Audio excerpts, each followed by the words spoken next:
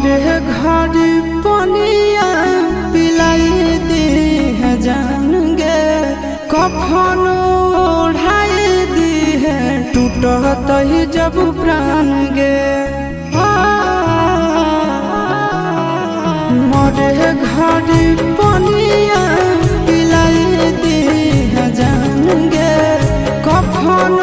ओढ़ाई दी है टूटत ही जब प्राण गे हगे हमारा से तोरा जाती प्यार होता भेंट सक छात कर लगे